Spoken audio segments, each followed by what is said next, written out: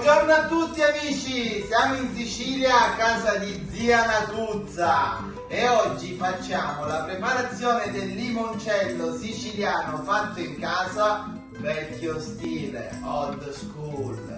Prima fase, prendete dei buonissimi limoni biologici certificati e iniziate a sbucciarli facendo attenzione a non lasciare troppo bianco.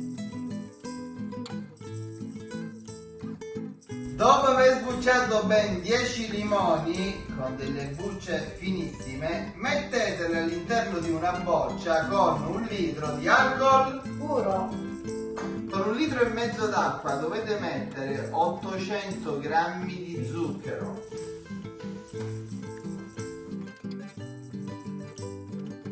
Siamo alla fase finale, finalmente, dopo 10 giorni.